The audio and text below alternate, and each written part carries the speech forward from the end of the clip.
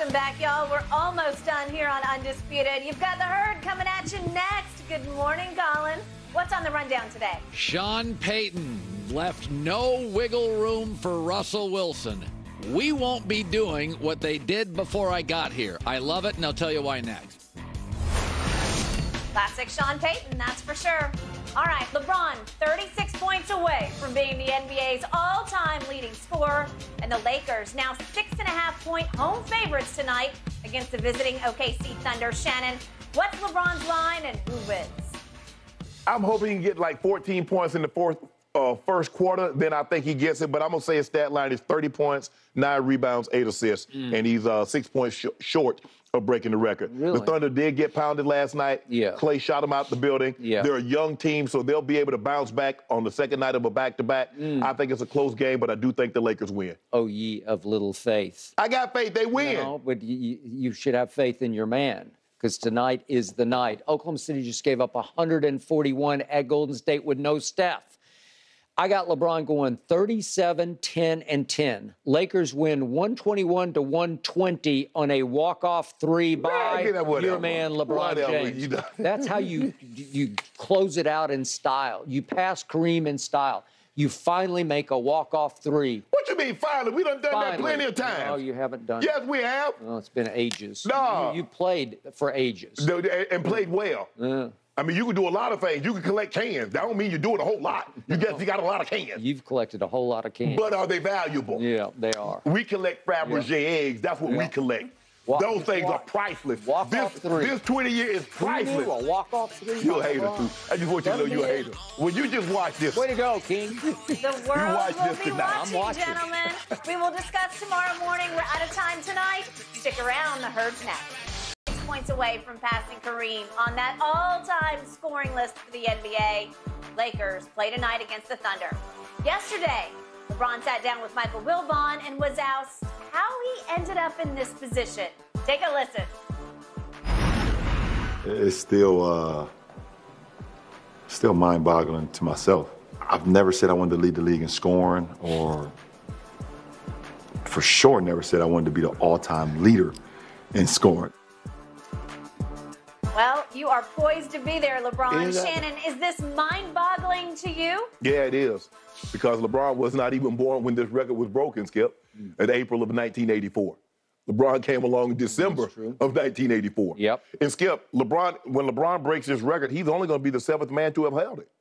And most of the guys, I mean, from Kareem to Wilt to Pettit to Shays to George Mikan, Joe Folks, the first one had 8,000 points. These guys, I mean, you look at Kareem, true big. Wilt, true big. George Mikan, true big. Shays was a power forward. I think Bob Pettit was a power forward. Folks was a power forward. But there were different types of power forwards back then. Because, Skip, I mean, you know, they're not like LeBron. They weren't athletic getting up and down. The game was a lot different than was back then. I mean, hell, you were power. They just assigned your title. How tall are you? 6'5", you're a power forward. So, and the center was 6'6". Guards were like 5'10", 5'11". It was a different type of a ball game back then, Skip. So this record has stood for almost 40 years, 39 years. This record has stood for. And for LeBron to be on the cusp, and like I said, KD opened my eyes when he said, I look at LeBron as a scorer that can pass the basketball. Y'all talk about pass first, now LeBron can score. And he can do it at a very high. Well, obviously he can. Yeah, but when you talk about great scorers, Skip, LeBron never mentioned, you talk about Jordan, you talk about Kobe, you talk about Kevin Durant, you talk about guys that get highlight buckets, that can heat up and give you 20 points, 25 points. And although LeBron can give you those in a quarter, we don't look at LeBron, for whatever reason, the guy averages 27 points a game, but he's not looked at as a scorer. But somehow, when it's all said and done, he's going to be the greatest scorer. So, yeah, like I said, I'm old enough to remember. I'm very fortunate. Sometimes I look like, damn, 55 about to be 55, but I remember a lot of things. I remember a lot of things have transpired that I'm old enough to remember, Skip. And I remember Kareem getting this record, and I thought once he retired, I'm looking at it like, okay, he broke the record at a little over 31,000 points, and here we are now at 38,000. I'm like, man, who the hell gonna break that record? Who can? Because I know how long Kareem played. He played 20 years, Skip. Who's gonna play 20 years, stay healthy enough to play enough games, have a high enough scoring average to get this? Like, And lo and behold, Skip, the guy wasn't even born. So is that what we're looking at right now, Skip? The guy that could potentially break LeBron's record is not even born yet? Probably. Is not even thought about being born? You're probably right. I would agree. No, I didn't think it was going to happen, and it's mind-blowing to me that LeBron is on the cusp of passing this man's record. It is also mind-boggling to me for many different reasons. Let's start with this. Michael Jordan won the scoring title 10 times. 10. LeBron James won it one time. 10 to 1? Mm-hmm. Wait a second. The guy who's won the scoring title one time in his whole career, 20 years, one time he won it, and he's going to pass Kareem for the all-time leading scorer? How can that be mathematically? It doesn't seem right. Okay, and forgive me up front if you say I'm going to take shots. I'm not taking shots. I'm actually honoring LeBron as he is on the precipice of breaking this record, this monumental achievement that I believe he's going to achieve tonight. But just think about it. If I put it kindly, he's a below average shooter. I think you would, I'm talking about a jump shooter, right? Is that fair to say? Just below average? Because I look at his career three-point average of 34.4%. And if you look at all the players who have played since he came into the league, where does he rank with 34.4?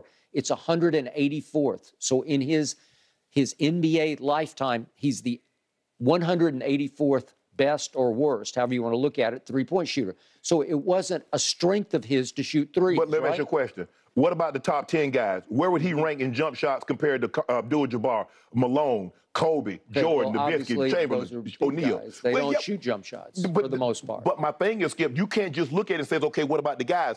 Of those guys that can shoot the ball better than him, how many of them going to finish in the top 10 or the top 20 in scoring? Okay, fair point. And then we've already hit on the free throws, but he's a career 73.5% free throw shooter. Okay, if you rank all the players who have played in the last 20 years, that percentage would rank 424th. So you can't say it's very good. It's below average. So now, how do you do this? Okay, all those guys are big guys. What does LeBron have in common with all those big guys? I don't think any of them can score at the rim better than this guy can score at the rim. I'm talking about there are ways to do it. It's why Tony Parker, for several years, led the league in points in the paint because he could get to the rim before the big could block the shot. Right. He's just doing it on pure quickness. There are many ways to pull this off. Right. It's the old cliche that I hate, but it's the skin the cat. But you can skin it different ways. He's skinning it by playing the greatest brand of bully ball I have ever seen. There's nobody once he began to grow into his man body, nobody could stop him from the rim. Right. When he decided, and I'm going to say it again, it's because he was born left-handed and plays right-handed that he has gifts at the rim where he can create on the fly at 6'9". I'm still giving people listing him at 6'8". I'm pretty sure he's 6'9", and I'm going to say he weighs 260.